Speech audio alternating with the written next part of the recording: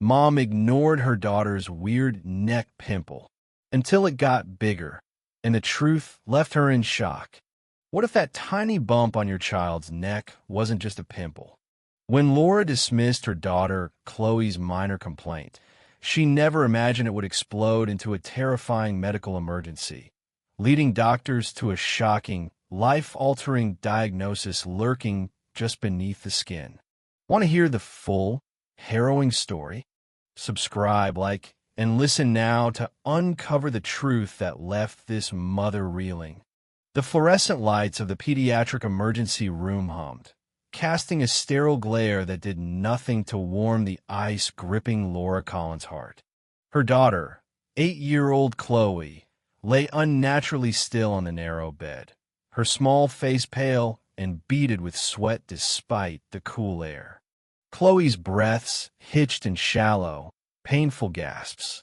Laura's gaze was fixed, horrified, on the angry, swollen mass erupting from the side of Chloe's neck, just below her jawline. What had started as a tiny red bump a week ago, something Laura had dismissed as a stubborn bug bite or maybe an infected follicle, had ballooned into a grotesque lesion the size of a plum. The skin stretched taut over it was a terrifying mosaic of fiery red and deep, bruised purple, weeping a thin, foul-smelling yellowish fluid that soaked through the gauze pads the triage nurse had applied. It radiated a palpable heat. "Okay, Laura, I need you to take a deep breath for me, Dr. Anya Sharma said, her voice calm but firm, cutting through Laura's rising panic. Dr. Sharma, her dark hair pulled back severely, moved with practiced efficiency, gloved hands gently probing the area around the swelling. Chloe whimpered, tears leaking from the corners of her tightly shut eyes. "Chloe, honey, I know it hurts. We're going to help you." Laura could only nod, swallowing thickly. The acrid smell of infection hung in the air, mingling with the antiseptic scent of the hospital. She could see dark streaks, like angry veins, starting to creep away from the main swelling, tracing paths up towards Chloe's ear and down towards her collarbone. It just got so bad, so fast, Laura stammered, the words catching in her throat. Guilt clawed at her, sharp, relentless. Why hadn't she brought her in sooner? Why had she thought that extra-strength antibiotic ointment from the drugstore would be enough? Dr. Sharma shone a penlight into Chloe's eyes, then listened intently to her chest with a stethoscope. She checked the monitor displaying Chloe's vitals. Heart rate elevated, temperature a blazing 103.8 degrees Fahrenheit. Her white blood cell count is sky high, and her C-reactive protein levels indicate severe inflammation, Dr. Sharma stated, glancing at the initial blood work results on a nearby screen. She met Laura's terrified eyes. The infection is aggressive, and it's spreading deeper than the skin. See these streaks? That's lymphangitis. We need to act immediately. I've paged the pediatric surgical team and infectious disease. We need imaging right away, stat CT scan, but honestly, Laura, Dr. Sharma paused, her expression grave. Based on the rapid progression, the appearance, and her systemic symptoms, I'm highly concerned about necrotizing fasciitis. We might not have time to wait for the scan results before intervening. Necrotizing fasciitis. Flesh-eating bacteria. The word slammed into Laura with physical force, stealing her breath. She swayed, grabbing the bed rail for support as the sterile room seemed to spin around her. Her little girl? Flesh-eating bacteria? From Pimple? It couldn't be real. Just 10 days earlier, life in Maple Creek, Ohio, had been following its usual, predictable rhythm for Laura Collins and her daughter Chloe. Summer was fading into the crisp promise of autumn, maples lining their quiet suburban street, just beginning to hint at the fiery colors to come. Laura, 34, a single mother since her husband's unexpected death 3 years prior, was perpetually juggling. Her days were a carefully orchestrated ballet of getting Chloe off to third grade, working a demanding job as a paralegal at a busy downtown law firm, and squeezing in online courses in the evenings, slowly chipping away at a degree she hoped would offer them a more stable future. Money was tight, a constant hum of anxiety beneath the surface of their lives. The mortgage on their small bungalow, inherited bills, and the daily cost of living left little room for error, let alone unexpected medical emergencies. Chloe was the bright center of Laura's universe, a whirlwind of scraped knees, messy blonde pigtails, and infectious giggles. An imaginative child, she spent hours in their small backyard, transforming the space beneath the old oak tree into enchanted forests or pirate ships. She loved soccer, playing with the neighborhood kids, and collecting interesting rocks and leaves. It was after one such afternoon of vigorous outdoor play, involving digging for buried treasure near a patch of thorny bushes, that Chloe first mentioned the spot on her neck. "Mommy, look," she'd said, pointing to a small, itchy red bump just below her left jawline while Laura was rushing to get dinner on the table. "It feels like a big mosquito bite." Laura, preoccupied with a looming deadline at work and the casserole threatening to burn, gave it a cursory glance. It looked innocuous enough, a raised, pinkish mark, maybe half an inch across. Probably a bite, or maybe she'd scratch herself on a branch. Maple Creek in late summer was notorious for its persistent insects. "Okay, sweetie, don't scratch it," Laura had replied distractedly, dabbing a bit of hydrocortisone cream on it from the bathroom cabinet. "Put this on, it'll go away." In the days that followed, Laura's attention was consumed by a complex case file and an upcoming exam. Chloe mentioned a spot occasionally, saying it was sore, but she didn't seem overly bothered. Laura noticed it looked a bit more swollen, perhaps like a boil starting, but she chalked it up to Chloe inevitably scratching it. She applied warm compresses when she remembered and switched to an over-the-counter antibiotic ointment, telling herself it was likely just a stubborn little infection that needed time to resolve. Minor skin things happen all the time with active kids, didn't they? She'd dealt with infected scrapes and impetigo before. This didn't seem drastically different, not at first. Beneath the surface of her rationalizations, however, a sliver of unease nagged at her. The constant financial pressure made her hesitate about seeking professional medical advice for something that seemed minor. Copays, potential prescription costs, taking time off work she couldn't afford. These factors weighed heavily, subconsciously encouraging her to downplay the issue. She told herself she was being practical, not negligent. She remembered taking Chloe to urgent care 6 months ago for a cough that turned out to be a simple cold, feeling foolish for wasting the time and money. She didn't want to overreact again. Their life was built on routine, on Laura's ability to keep all the balls in the air. Her own fatigue was a constant companion, fueled by long hours and the gnawing loneliness that still ambushed her in quiet moments. Chloe was resilient, adaptable, but Laura carried the weight of responsibility heavily. She wanted Chloe to have a secure, happy childhood, shielding her from the anxieties that plagued Laura herself. This constant pressure, this need to maintain control and project normalcy, inadvertently blinded her to the subtle signs that something was genuinely wrong, allowing the insidious infection to gain a dangerous foothold in the precious normality she fought so hard to preserve. The shift from minor annoyance to alarming concern wasn't sudden, but rather a creeping dread that intensified over 3 specific days. Around day 5 after Chloe first pointed out the bump, Laura noticed the redness around the lesion had darkened and spread. It was no longer just a raised bump. It was a firm, palpable lump under the skin, visibly swollen and exquisitely tender to the touch. Chloe flinched whenever Laura tried to apply ointment, her usual bright energy starting to dim. She picked at her dinner and asked to skip soccer practice, complaining that turning her head hurt too much.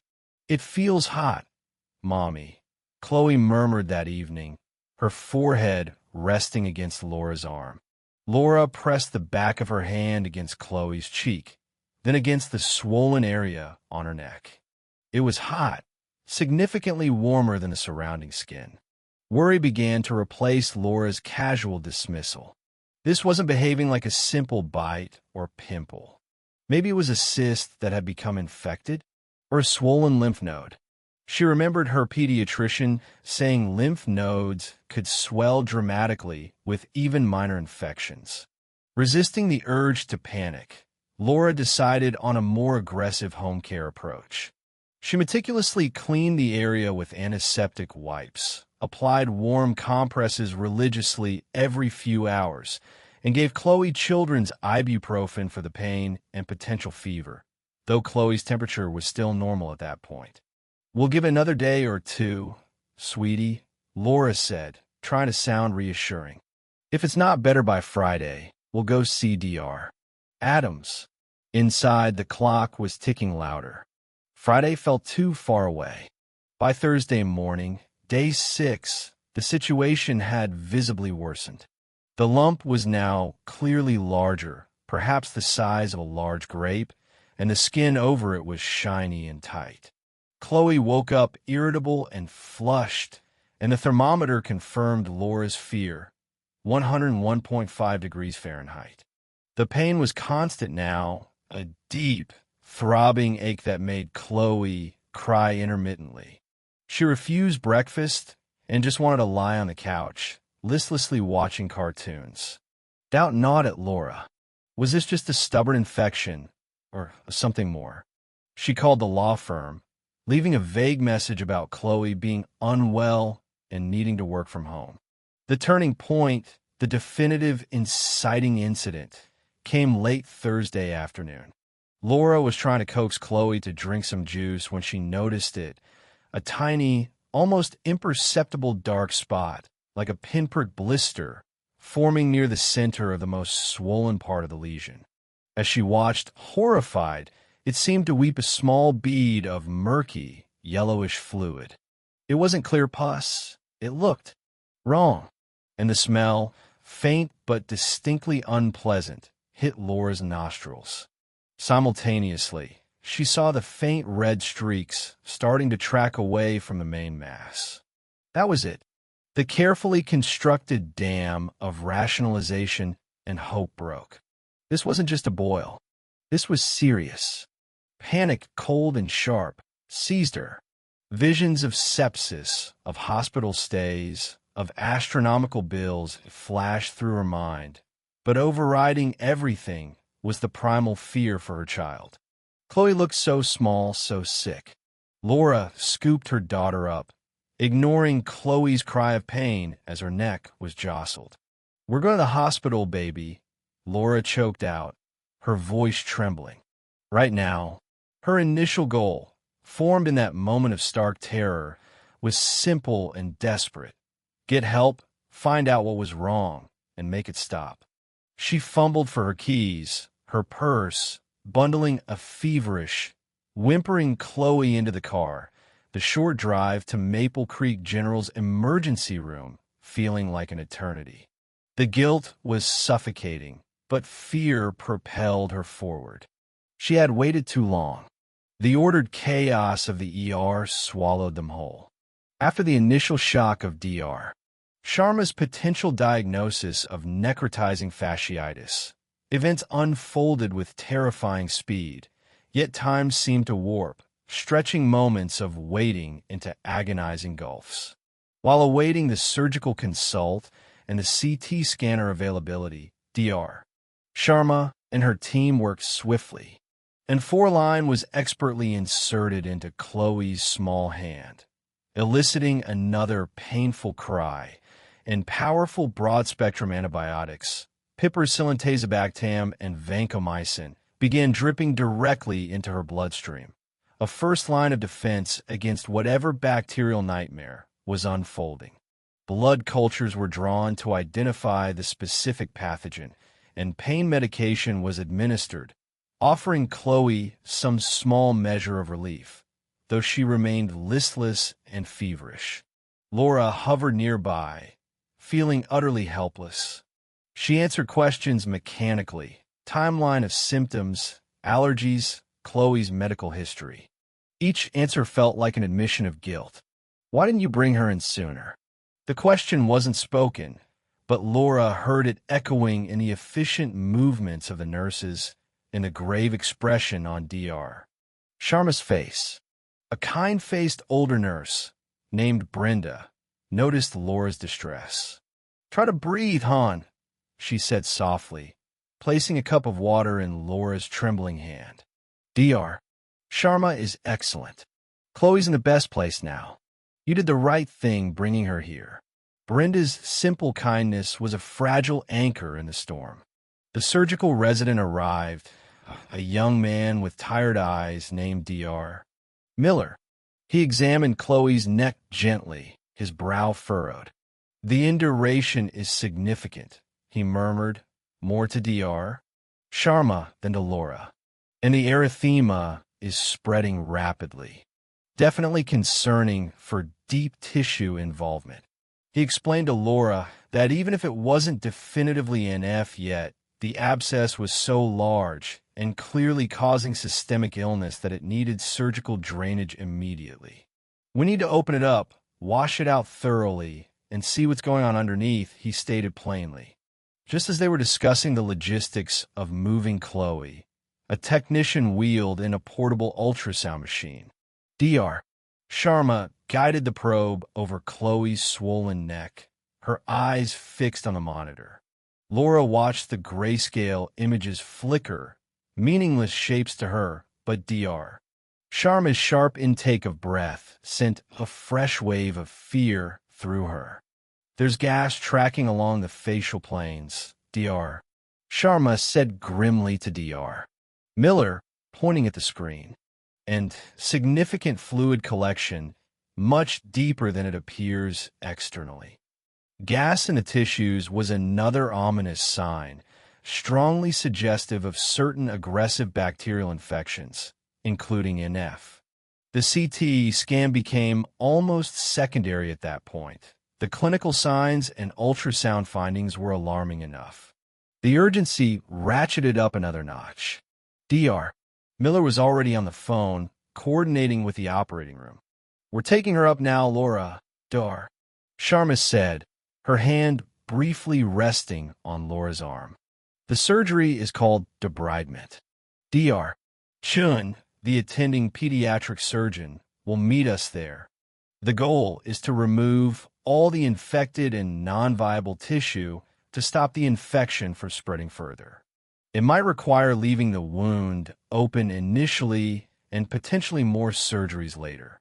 We also need to be prepared for the possibility of significant tissue loss." Tissue loss. More surgeries. The words barely registered. Laura felt detached, watching as her daughter was prepped for transport, wires and tubes trailing from her small body. She signed consent forms blindly, the dense medical jargon swimming before her eyes. Her primary understanding was stark. Chloe's life was in imminent danger. As they wheeled Chloe towards the elevators leading to the OR, Laura felt a chasm open beneath her. Her initial goal of simply getting the pimple treated had morphed into a desperate prayer for survival. The first complication wasn't just that the initial treatment failed. It was the horrifying revelation of how advanced and life-threatening the infection had become while she'd been applying warm compresses and hoping for the best. The true scope of the conflict was becoming nightmarishly clear. The wait outside the operating room was the longest, most agonizing period of Laura's life. The minutes stretched into an eternity, each tick of the institutional clock amplifying her fear. Nurse Brenda had brought her a blanket and another cup of water, encouraging her to sit, but Laura couldn't stay still. She paced the small, sterile waiting area, her mind racing through a horrific slideshow of what-ifs and should-haves. Every time the doors swished open, her head snapped up, heart pounding, only to see a nurse or technician unrelated to Chloe's case. She texted her sister, Karen, a jumbled, frantic message, and then her phone felt too heavy to hold. Nearly 2 hours later, a figure in surgical scrubs, mask pulled down, approached her. It was Dr. Chun, the pediatric surgeon. His face was etched with fatigue, but also a focused intensity. Laura braced herself, her knuckles white where she gripped the back of a chair. "Laura, Dr. Chun began, his voice low and steady. "The surgery went as expected, given the circumstances. Chloe is stable for now and heading to the pediatric intensive care unit, the PICU." Relief washed over Laura, so potent it made her knees buckle. Stable. PICU. Not the worst news. But Dr. Chun wasn't finished. It was extensive, he continued, his gaze direct and serious. Dr. Sharma's suspicion was correct. We confirmed necrotizing fasciitis. The infection had spread rapidly along the facial planes beneath the skin and muscle in her neck. He paused, letting the weight of the confirmation sink in. We had to perform a significant debridement, removing a considerable amount of infected and dead tissue, skin, subcutaneous fat, and fascia, extending from below her jawline down toward her clavicle and back toward her shoulder. Laura stared at him, trying to process the words. Confirmed. Necrotizing fasciitis.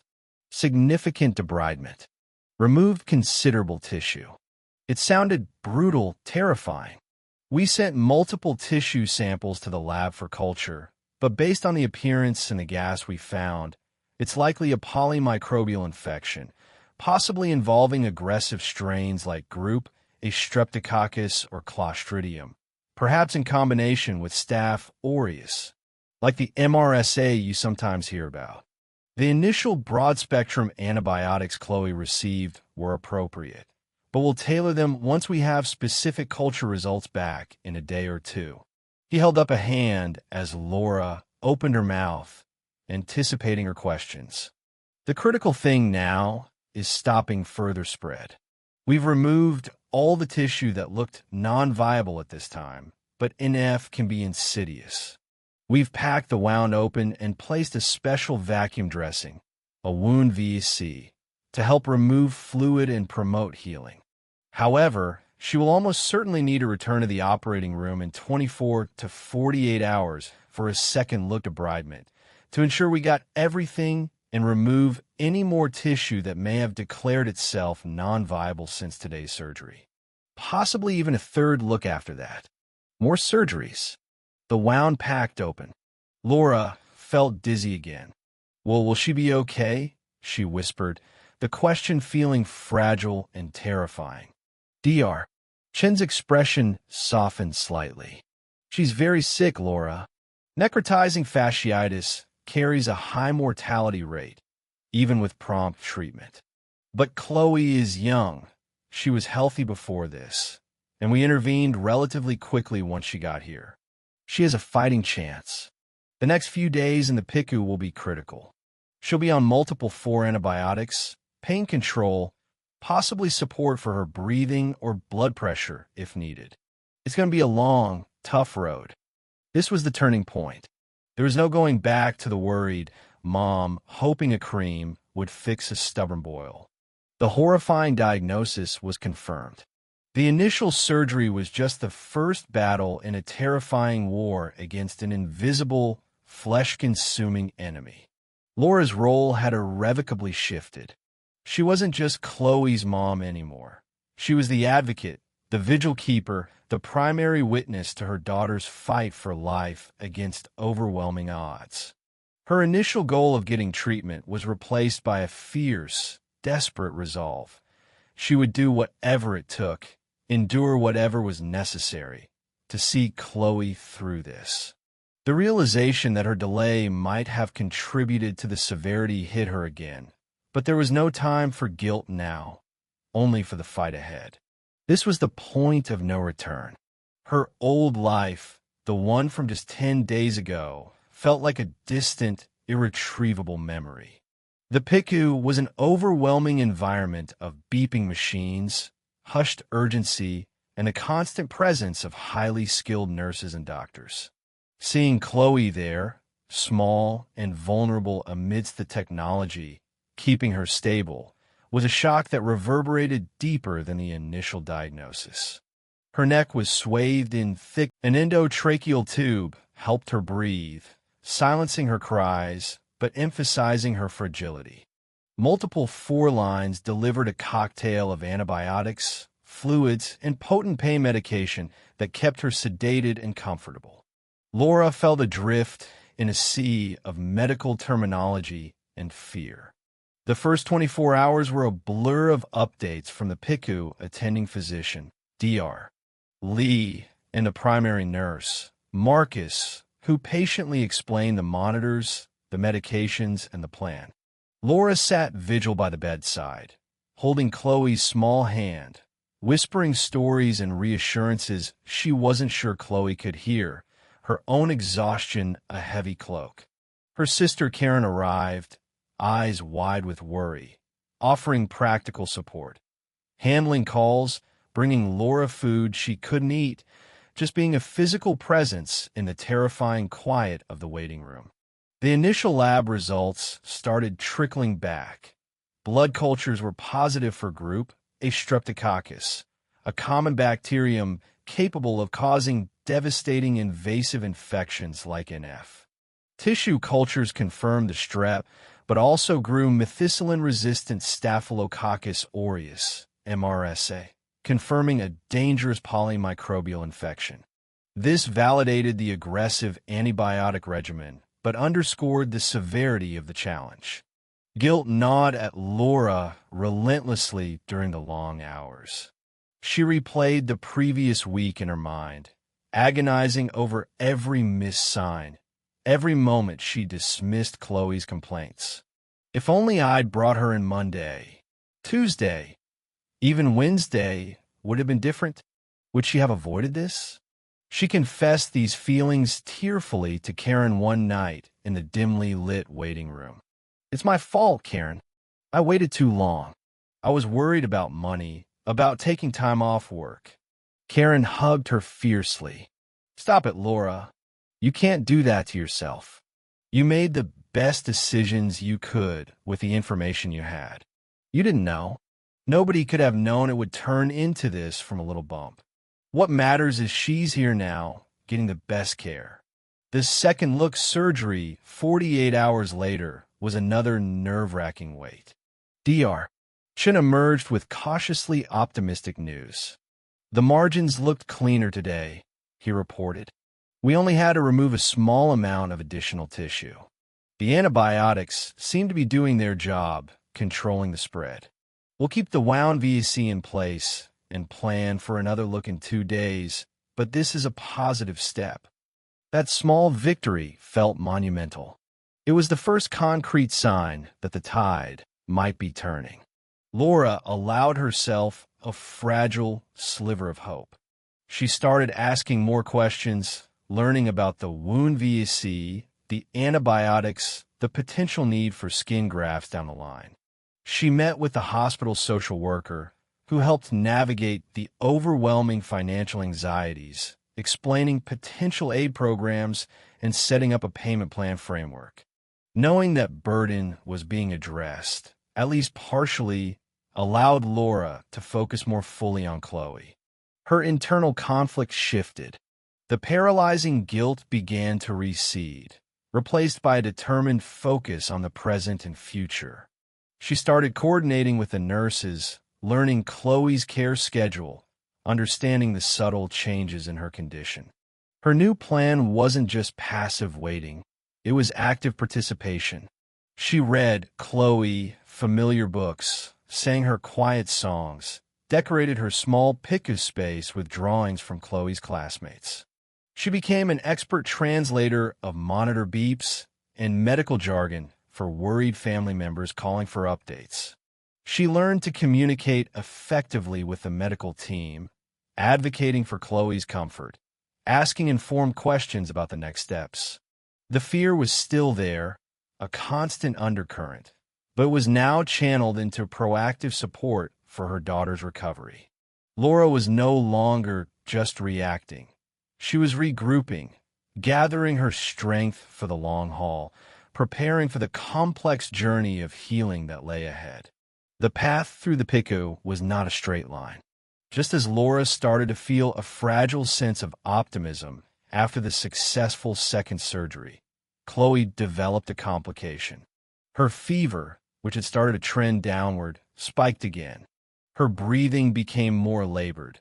Even with the ventilator support, and alarms on the monitors sounded more frequently. DR. Lee ordered a chest x-ray. It looks like she's developing ventilator-associated pneumonia, DR. Lee explained gravely, showing Laura the cloudy areas on the film. It's a known risk when patients are intubated for extended periods. The bacteria from her neck infection or other hospital-acquired bacteria can sometimes migrate to the lungs. It felt like a punch to the gut. Another infection, another setback. The antibiotic regimen had to be broadened again, adding medications specifically targeting common causes of VAP. Chloe seemed to regress, becoming less responsive, her small body struggling against this new assault. Doubt crept back into Laura's mind, cold and insidious. Was Chloe strong enough to fight this on two fronts? This became Laura's dark night of the soul. Sitting beside Chloe's bed late one night, the only sounds the rhythmic sigh of the ventilator and the steady beeping of monitors, Laura felt overwhelmed by despair. The fight seemed endless, the enemy relentless. She watched Chloe's still form, the extensive bandaging on her neck a stark reminder of the tissue already lost, and felt a crushing wave of helplessness. What if the doctors couldn't stop it? What if she lost her? Tears streamed down her face, silent sobs shaking her shoulders. She felt utterly alone, despite Karen's unwavering support and the competence of the medical team. In that moment of near surrender, she felt a tiny flutter against her hand. Chloe's fingers, which Laura had been holding loosely, twitched. Laura's breath caught. She looked closely at Chloe's face. Were her eyelids flickering? Laura squeezed her hand gently. "Chloe? Sweetie, can you hear Mommy?" Slowly, incredibly slowly, Chloe's fingers curled slightly around Laura's. It was the faintest of movements, but it felt like a jolt of electricity. Hope, fierce and unexpected, surged through Laura. Chloe was still fighting. And if Chloe was fighting, Laura had to fight too. She wiped her tears, squared her shoulders, and leaned closer. "That's right, baby girl," she whispered, her voice thick but steady. "You keep fighting. Mommy's right here. We're going to get through this." That tiny sign of responsiveness marked a subtle but significant shift. Over the next few days, with the adjusted antibiotics, Chloe's pneumonia began to clear. Her fever subsided, her oxygen requirements decreased. The third look surgery revealed healthy, granulating tissue in the wound bed. No further debridement was needed. Dr. Chun declared the necrotizing fasciitis officially controlled. The next major hurdle was weaning Chloe off the ventilator. It was a gradual process, fraught with anxiety each time the support was reduced. But Chloe proved resilient. Finally, after nearly 2 weeks, the breathing tube was removed. Hearing Chloe's own raspy, weak voice for the first time since the ER was an emotional milestone that brought fresh tears to Laura's eyes. Tears of relief this time. Chloe was moved out of the PICU to the regular pediatric floor. The wound VAC remained, but the end of the most critical phase was in sight. Now, the focus shifted towards healing the massive wound, managing pain, starting physical therapy to regain neck mobility, and preparing for the eventual skin grafts Chloe would need. The stakes were still high. Infection could always return, and the recovery would be long and arduous, involving multiple future surgeries for reconstruction. But the immediate threat to Chloe's life had passed. Laura, tested to her absolute limits, had found an inner strength she never knew she possessed. She was ready for the final stages of this battle, armed with knowledge, resilience, and an unshakable bond with her daughter. The climax wasn't a single dramatic moment, but rather the culmination of weeks of slow, painstaking progress, marked by a significant step towards normalcy. Chloe's first steps out of her hospital room. After the breathing tube was removed and she stabilized on the pediatric floor, the next goal was mobilization. Physical therapy started gently, first with exercises in bed, then sitting up in a chair, then standing. The large wound on her neck, though healing well under the wound VAC, made movement painful and restricted. Chloe was often tearful and resistant during therapy sessions, exhausted by the effort. Laura was there for every session, cheering Chloe on, offering encouragement through setbacks. One sunny afternoon, about 3 weeks after arriving at the ER, Chloe's physical therapist, Maria, suggested trying a short walk down the hallway. Chloe looked terrified, her eyes wide as she clung to Laura's hand and the support walker. The wound VAC unit, now smaller and portable, was tucked into a little backpack Chloe wore. Taking that first step out of the room felt monumental. Chloe shuffled slowly, her legs unsteady, her head held stiffly to protect her neck. Every few feet, she'd stop, her face tight with pain and effort. Laura walked beside her, murmuring encouragement, her heart aching with a mixture of pride and sorrow at what her daughter had endured. Other nurses and staff members poked their heads out of rooms, offering quiet smiles and thumbs up. They made it only 10 yards down the hallway to the nurse's station before Chloe was too tired to continue. But as they turned back towards the room, Chloe looked up at Laura, a small, genuine smile touching her lips for the first time in weeks. "I did it, Mommy," she whispered, her voice still hoarse. In that instant, Laura felt the crushing weight she'd been carrying finally begin to lift. Seeing that smile, hearing those words, witnessing Chloe's determination to reclaim her childhood one painful step at a time, that was the victory. It wasn't the end of the journey, not by a long shot, but it was the definitive turning point away from critical illness and towards recovery. The infection was beaten. Her daughter was walking, smiling. The central conflict, the fight for Chloe's immediate survival against the terrifying infection, was won. Laura hugged Chloe gently, mindful of her neck, tears of pure relief finally flowing freely. "Yes, baby," she sobbed quietly. "You did it." Months melted into a new kind of normal. Chloe was discharged from the hospital after 6 long weeks, facing a future punctuated by continued therapies and upcoming surgeries. The large wound eventually healed enough for skin grafting, procedures that required more hospital stays but gradually reconstructed the damaged area on her neck. The resulting scars were significant, a permanent roadmap of her ordeal, often hidden beneath turtlenecks or decorative scarves Chloe picked out herself. Life back in Maple Creek was different. Laura found herself hypervigilant, inspecting every scrape and bump on Chloe with an intensity that bordered on obsessive. The memory of her initial dismissal forever burned into her conscience. The financial strain was real, but the hospital's financial aid office and unexpected support from their community, neighbors organizing meal trains, a fundraising page started by Laura's colleagues, helped alleviate the crushing burden, reminding Laura she wasn't entirely alone. She eventually finished her online degree, but decided against pursuing a more demanding career immediately, prioritizing flexibility and time with Chloe. Chloe, remarkably resilient, slowly regained her strength and confidence. Physical therapy helped restore most of her neck's range of motion. She returned to school, initially half days, her friends welcoming her back with touching enthusiasm.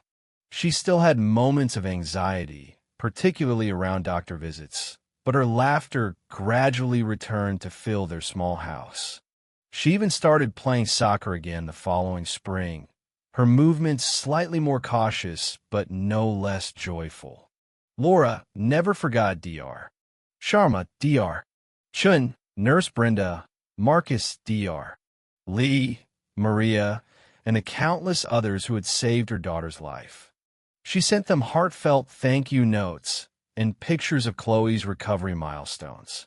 The experience forged an unbreakable bond between mother and daughter, built on shared trauma, but ultimately cemented by love and resilience. Looking at Chloe chasing butterflies in their backyard one sunny afternoon, her colorful scarf fluttering behind her, Laura felt a profound sense of gratitude tinged with the permanent shadow of what if. The angry Pimple had irrevocably changed their lives, leaving physical and emotional scars. But it had also taught Laura invaluable lessons about trusting her intuition sooner, the fragility of health, the kindness of strangers, and the incredible strength hidden within her child and herself. The shock had faded, replaced by a quiet determination to cherish every ordinary moment, every scraped knee, every giggle, the precious, hard-won currency of their new life.